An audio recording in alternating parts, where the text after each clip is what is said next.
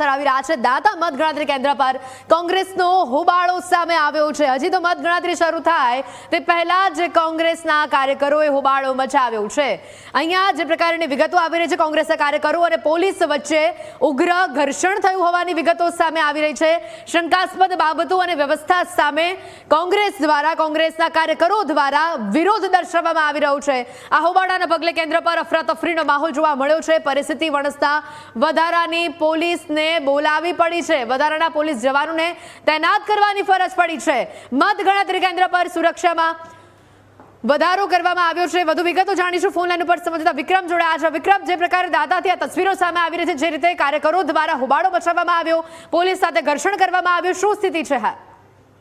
જી ચોક્કસથી સમગ્ર મામલો જ્યારે કે શકના આધારે કોંગ્રેસ અને ઉમેદવારો જે કાર્યકર્તા હતો તેને પોલીસ સાથે લાલાક કરી અને ઝપાઝપી કરી હતી અને એમને એક શક હતો કે એક માણસ ખૂબ બીજેપી પક્ષનો છે, એ અંદર ગયો છે, પણ પોલીસ તંત્ર અને કાર્યકર્તાને સાથે લઈને સમગ્ર જગ્યાએ તપાસ કરતા કે એ માણસ અંદર છે જ નહીં, એક માણસના નામનો ઉલ્લેખ કરતા હતા પણ એ માણસ એ જગ્યાએ હતો નથી। તેના શકના આધારે ઉગ્ર બોલાચાલી થઈ હતી અને ઝપાઝપી પણ થઈ હતી। સમગ્ર પોલીસ બંદોબસ્ત જે હાલ જે તૈનાત કરવામાં આવ્યો છે તેમાં પણ વધારો કર્યો છે અને પોલીસ ખડે પગે હાલ જે છે સ્ટ્રોંગ રૂમ ખોલવામાં આવી રહ્યું છે અને મતગણતરી હવે ટૂંક સમયમાં શરૂ થવા જઈ રહી છે। પણ સમગ્ર જે આ બોલાચાલી થઈ છે ત્યાંનો આખો જે દાંતા તાલુકાનો જે માહોલ છે એ ગરમાયો છે।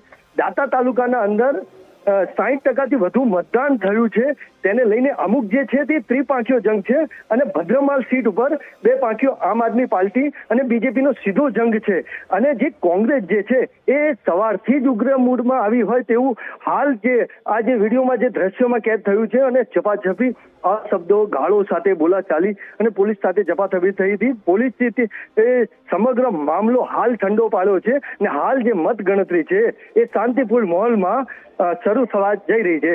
જી બિલકુલ વિક્રમ, આભાર માહિતી બદલ। પરંતુ આજે તસવીરો સામે આવી છે, કોઈ એક વ્યક્તિ અંદર છે, આ વાતની ખોટી અફવા ફેલાવી અને પોલીસ સાથે કોંગ્રેસના કાર્યકરો દ્વારા જે રીતે ઘર્ષણ કરવામાં આવ્યું, પરિસ્થિતિને દોડવાનો પ્રયત્ન કરવામાં આવ્યો અને હદ સુધી કે વધારાની પોલીસને અહીંયા મતગણતરી કેન્દ્રની બહાર બોલાવવી પડી।